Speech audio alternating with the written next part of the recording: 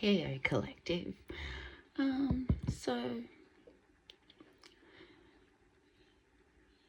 again, good morning. Hope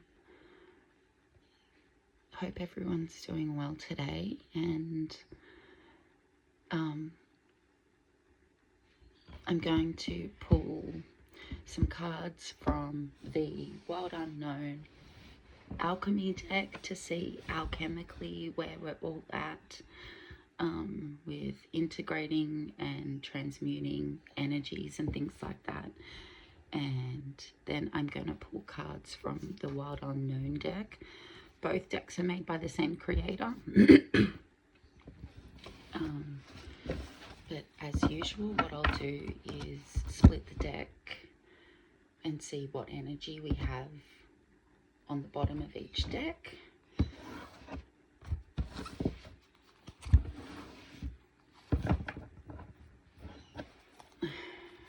We have the lightning. So in this deck you have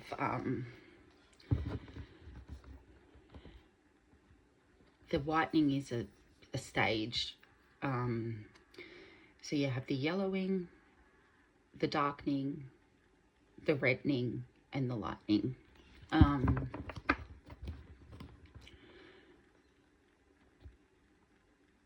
But I'll have to look at the book to tell you which order they come in and the exact meaning, because oracles I really like, especially these type of decks, to tap into what the energy was when the cards were created as well.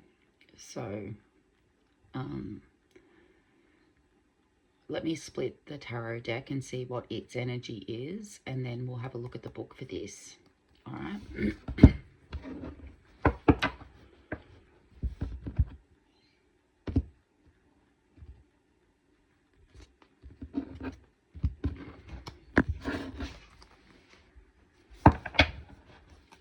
We have the Mother of Wands. So snakes are obviously a big theme. So snakes being kind of a shedding the old.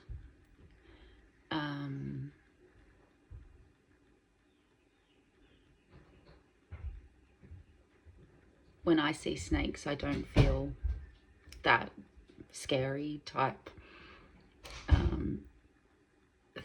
I don't have that scary type thinking that other people do. Maybe it's because of where I live and we are always like, how do you survive there?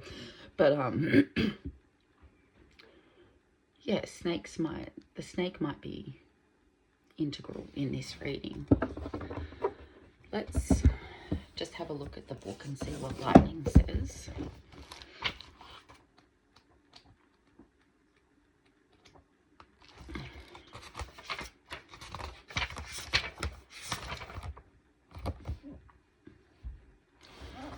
Okay, so the key words for the lightning card are perfectionism, facade, hesitation.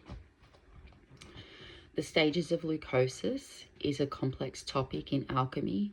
On the one hand, it represents purification of the materials. On the other hand, it's the phase in which the alchemist may mistake the work as complete. On the surface, everything seems perfect, pristine, well thought through, and quite complete. In actuality, the alchemist has been tricked by their own facade of perfection. Their work has hardly begun. Righteousness and fear are the great errors of leucosis. This card arrives to remind us to get our hands dirty.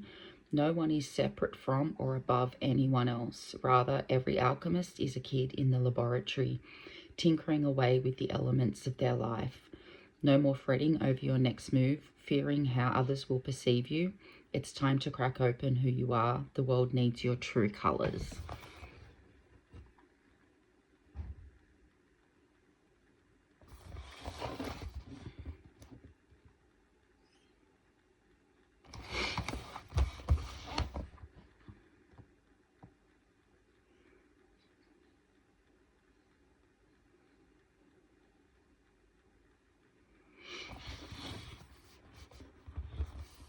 All right.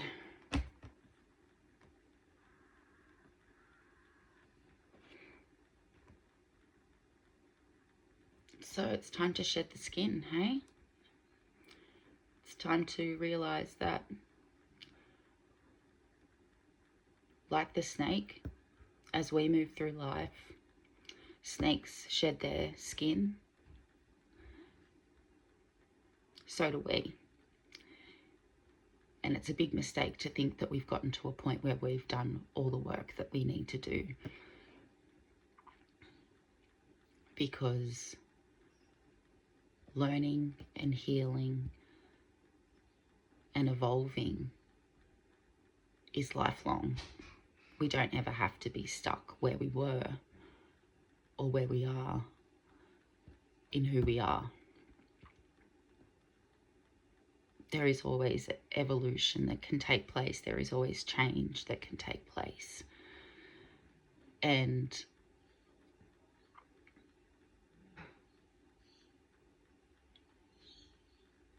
understanding that that is the natural cycle of things.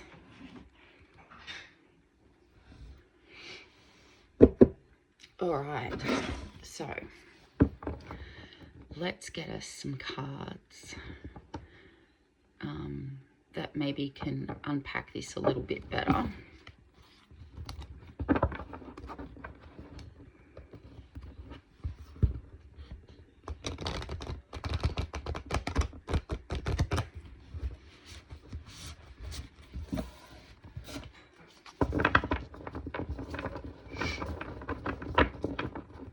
These cards are so hard to shuffle.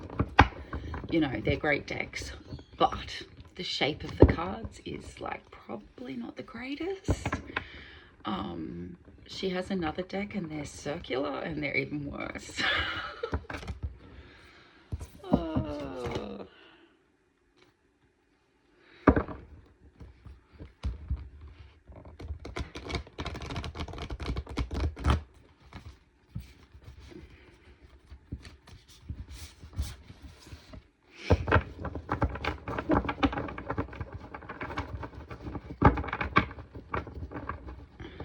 I had like a really weird emotional day yesterday.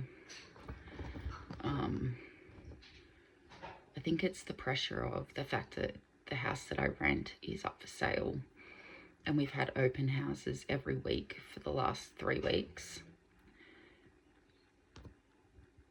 and probably have another one next week, and then the following week we have a periodic rental inspection. And I'm just like, you know, can't there be like a clause where if your house is open to the public, that periodic rental inspections are therefore done for that period? Like,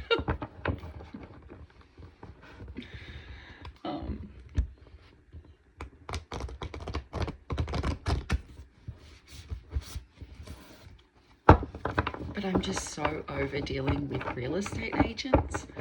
Holy moly. So on Thursday, we had the real estate photographer come, and one of the agents came with him. And he's like, so open house Saturday at 1 o'clock. Yeah, okay. Then 9 a.m. yesterday, I get a text message. Hey, Sin, just a reminder, there's an open house today from 1 till 1:30. Then at 1:45, one of them knock on my door and say, hey, Sin, just a reminder, in case you'd forgotten, we've got an open house in 15 minutes. And I was like, do I have useless printed on my forehead? Do you look at me and assume because I don't dress like you that I can't think? Oh. And then it's the, you know, how demanding they are about the time that they want with the house. And then, you know, they say 1 till 1:30. Therefore, I should be able to be back at my house by 1:30. I get back at 25 to 2 and they're still there.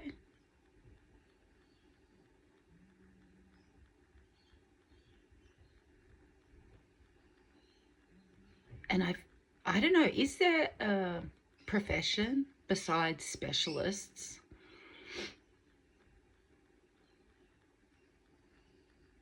that wastes our time as much as real estate agents? I don't know. Maybe they're the ones that need to, you know, do some of this alchemy. Because, you know, there is that level of perfectionism with them. They think that they're so good. Look at me, I drive a Lexus. It's like, I don't fucking care if you drive a Lexus. Oh, these are some nice cards that have come out. Okay, maybe. Okay, the first... Here I am saying nice cards that have come out. We've got the Chaos card. I am a bit chaos, so this is not out of the norm. We have got the Splendor Solace card. And we have got the Red and White Rose. And on the bottom of the deck, we have the Despicable Face. So, let's have a look and see what the book has to say about this. But, you know, I think we can all agree that what we're all feeling at the moment is a little chaotic. How could it not be? How could it not be? But we'll see what the book says. But I feel like this is like promising. Look at the color in that. Like a rainbow, birds flying, flowers. I don't know, that looks nice. And then we've got the snake back here.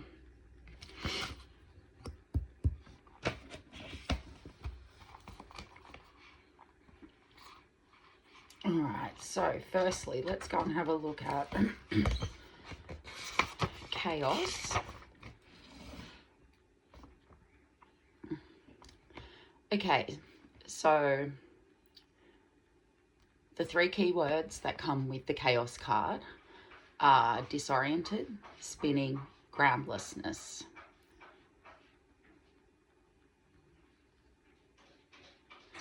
But what this card is saying, that when you sit with that chaos, that miraculous things will occur internally.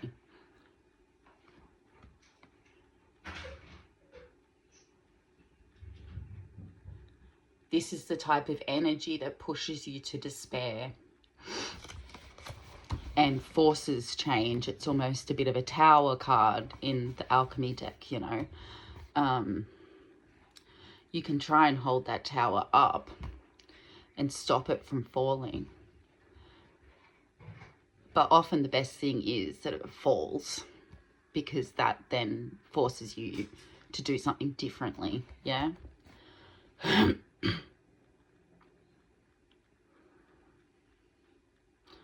know, it's that energy that turns life on its head.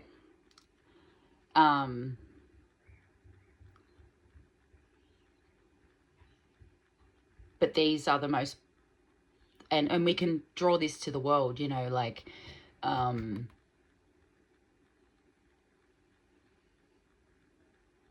we are feeling so much despair, because it doesn't seem to matter what we do, what we say, how many people turn up to protest, how many companies we boycott. There is still this consolidated power that is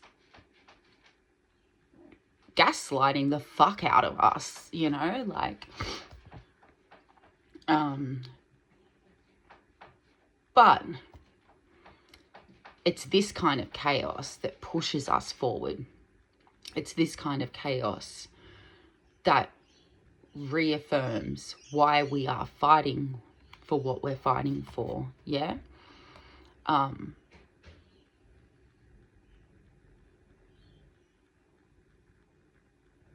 and what we're fighting against, and the type of world we're trying to birth.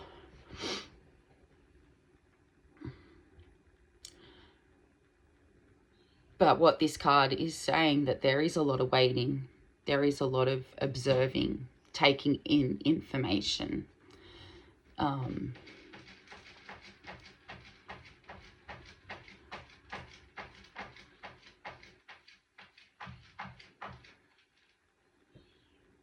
There will be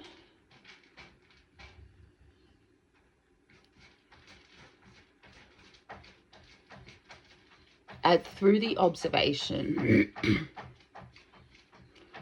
clarity will emerge about paths that we can take forward, right?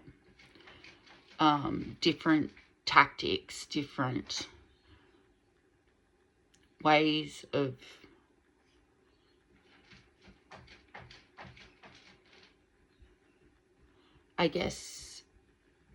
taking the knees out from under this consolidated power.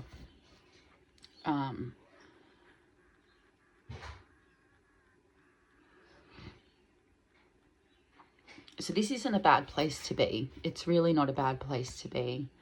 I think anyone who has experienced heavy drug misuse,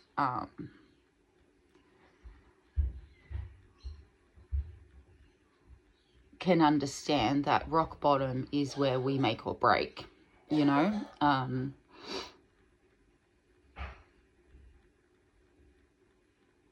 how we make or break is really in how we perceive what's happening. Allowing ourselves to believe in different and things like that. All right. Then we got Splendor Solace. Splendor Solace's 3 keywords are generosity, health, abundance. This card is very much attached to the sun.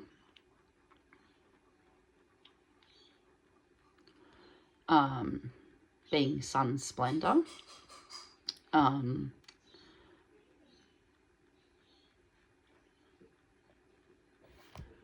It talks about the long-term benefits of the sun. So what we see over time, and we see it with the natural world, the growth, the blossoming flowers, the harvesting of fruits and vegetables, none of that can be done without the sun. And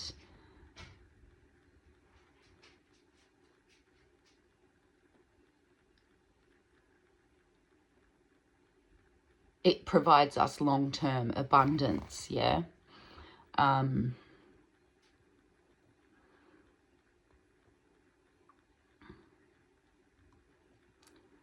This card asks us, is it possible for us to celebrate that kind of abundance in the world that we live in, when not everyone has access to the abundance that the sun creates and provides for us?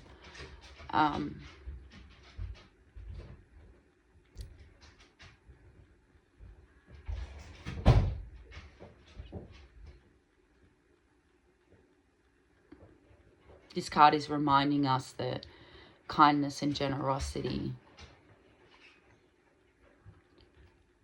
are really strong, beautiful,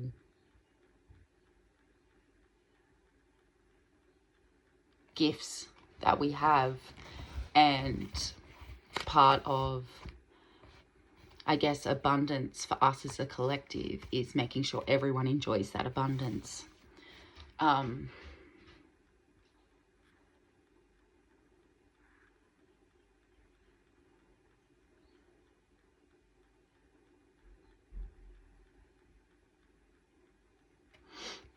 What else I'm getting from this is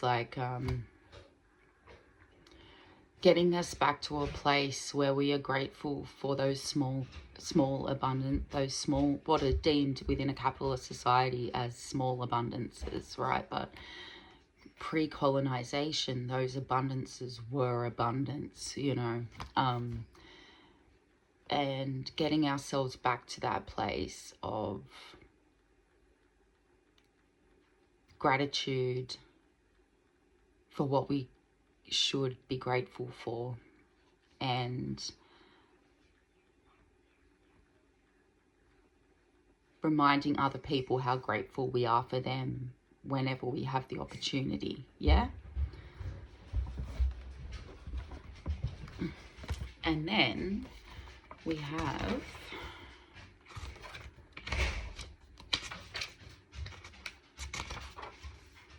the red and white rose. And the key words for the red and white rose are vital force, arising, awakening.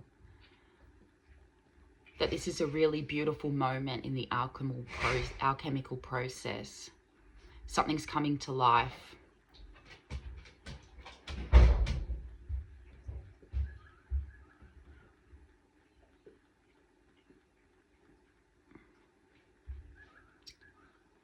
It talks about, you know, the white of the rose, not being afraid of that red. And I think that's something that we've had to kind of ourselves process internally, in the not looking away from what we're seeing happening in the world, but also being able to see the beauty within it. And this is really represented within the joy that we see Palestinians creating amongst the chaos and destruction, you know.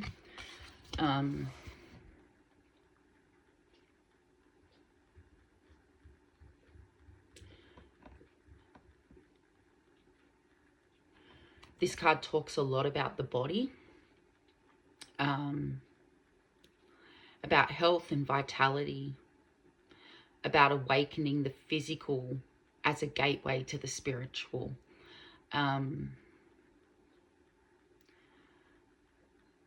Again, observing is coming up. So observing is going to be a strong theme. It is obviously a strong theme in this reading. Listening to your body, observing it, extracting that information that it's telling you, letting it guide you. Gabor Mate says, you know, listen to your body when it says no. And that's really important lesson to learn. I think we don't really know how to listen to our bodies or what our bodies are actually saying to us unless we're feeling like pain, I guess. So we know if our shoulder hurts and we know if we've got a headache. But how do we decipher all the other messages that our body sends us?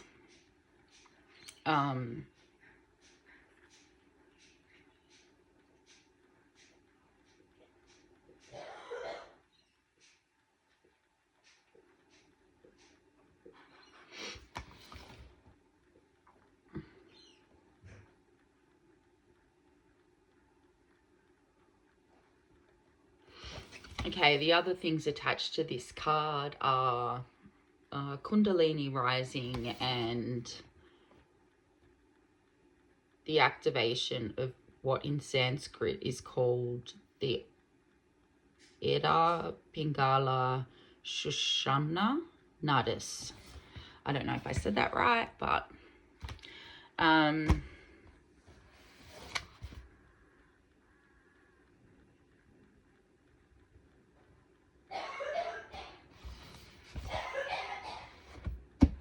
so for those of you that are trauma babies that have found themselves disconnected from their bodies, which is pretty common, high dissociation,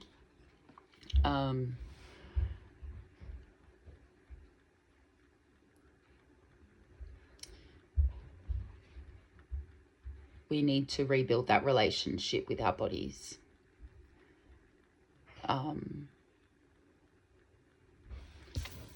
Start by showing gratitude to your body.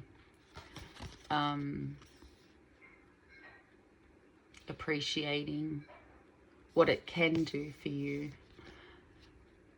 instead of focusing on what it can't do for you. Not to say that you should ignore what it, you know, your physical disabilities or anything like that. That's not my point here. But our bodies are so much more than that, right?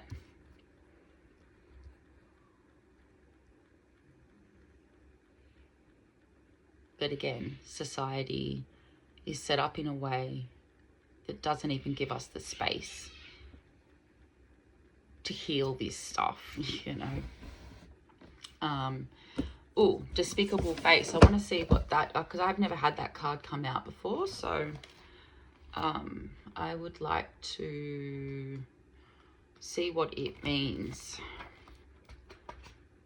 XLBII.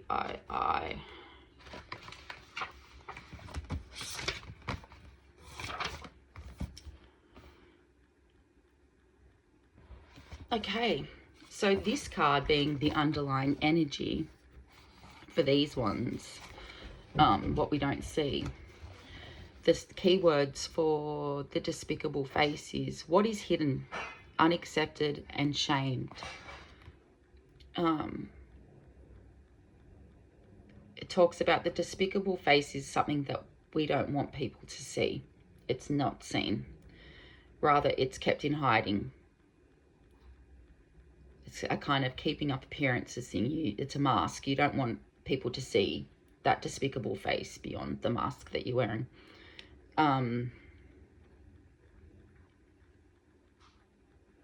But this needs to be witnessed. This despicable face needs to be witnessed. And like I've said in previous readings, shame dies when told in safe spaces, right? Shame is not something we have to carry with us.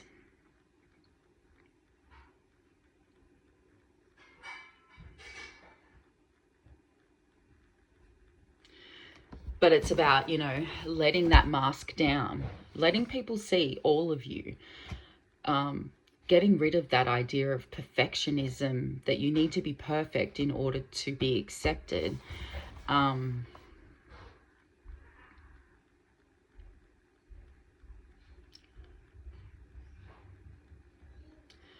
And that honesty and acceptance are the balms that will heal those unaccepted, shamed parts of ourselves, right?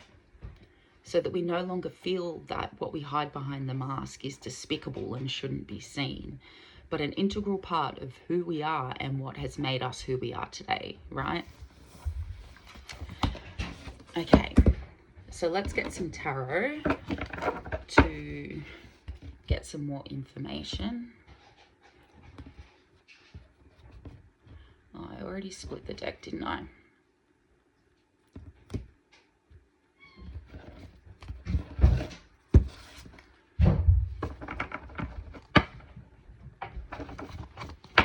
All right. What information, Spirit, can you give us in regards to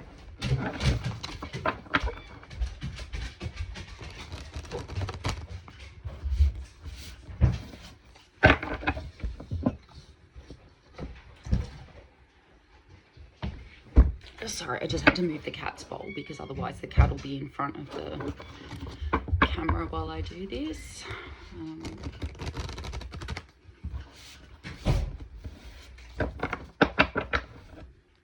All right, what information?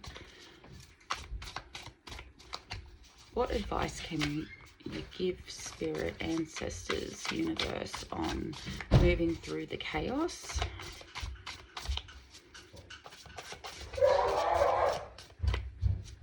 What was that?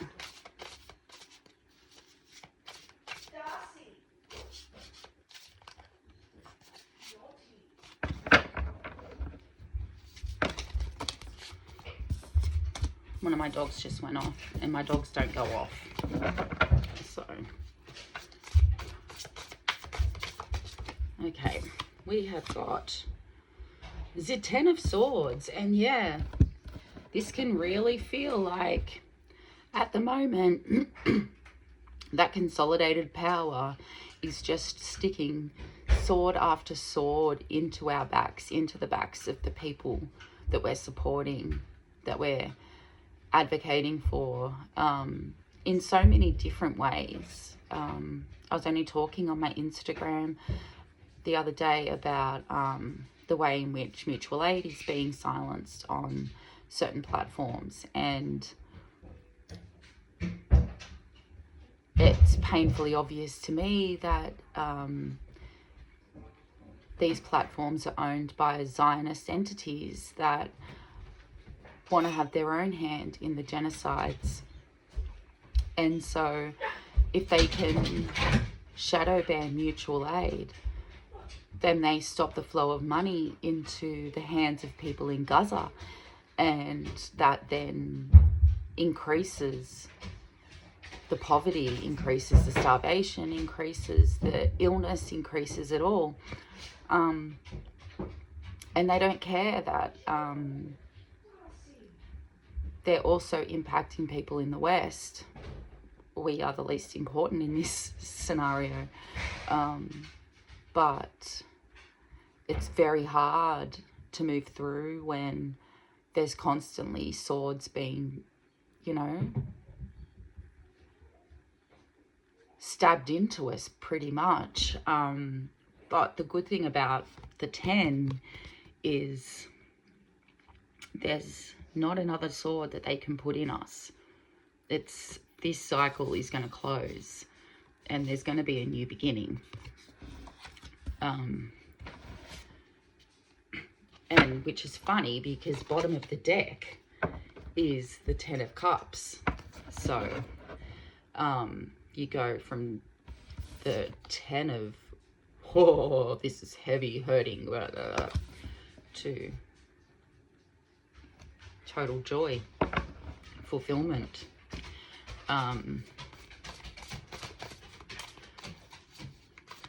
Splendor, solace. What can we get about splendor, solace? What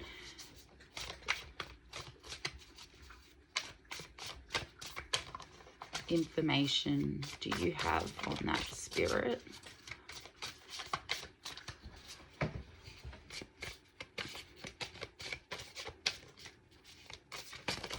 Whoa, did not mean for all those cards to fly out. Okay, so the message I'm getting from this is the 5 of Cups has come out, but it's come out in the reverse position. So 5 of Cups is having regrets, right? But being in reverse, it's saying stop focusing on those moments that you wish you could go back and change, those choices that you wish you could choose differently, those kinds of things, but redirect your focus into the blessings that you do have in your life. And I know that's really hard when the darkness is overwhelming, but I think it's even more important in these moments to be able to not throw away your blessings because of the chaos, you know. I think that's what they want us to do. They want us to give up and die. We don't got to do that, right?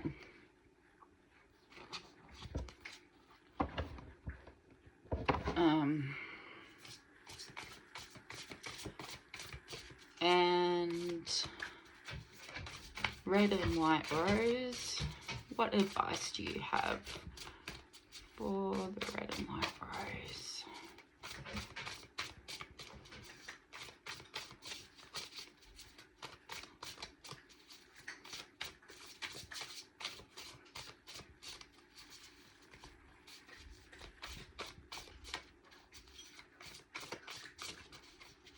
And I just want to reiterate, it's not bad to feel sad. It's not bad to feel regret. It's not bad to feel any of our feelings. They exist, right? If we can feel them, we're meant to feel them.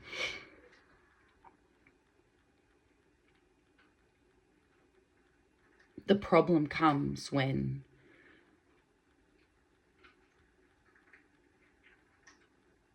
we are so trapped in what has gone wrong that we lose sight of what has gone right and what can go right. Yeah?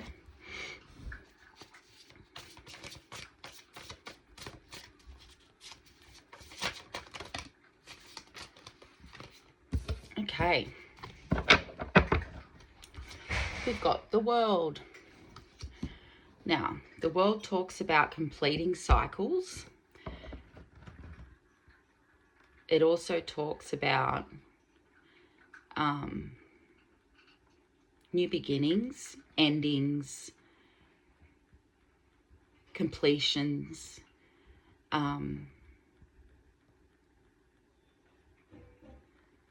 But I feel like the fact that it's the world card that's come out representing the red and white rose, it is really representing the world, the inhabitants of the world that are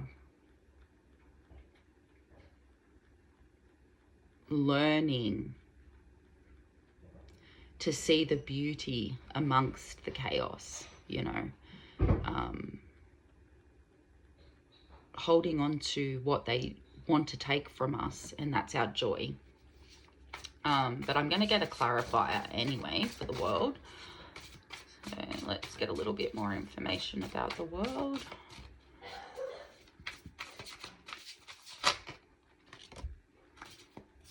The Ace of Swords. Yeah, it's like we've got the world, the completion, the ending of a cycle, the beginning of a new cycle. We've got a new beginning, but the new beginning that cuts through the bullshit. It's again got a snake in it. The snake makes the 8, which is makes that a infinity symbol, you know, that the world keeps spinning, whether or not you want it to, right? And I think we've all been in positions where we need the world to stop. We just need a pause button. Pause it, because I can't do it. I can't, you know. But there's going to be clarity that comes cutting through that bullshit.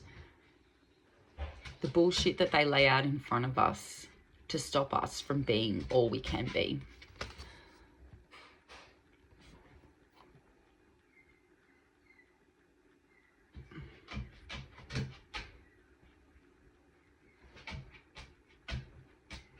And with the Knight of Cups on the bottom, it's a wear your heart on your sleeve kind of mood, you know.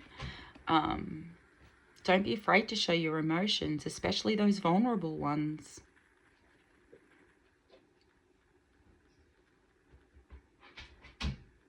Don't let this world make you cold.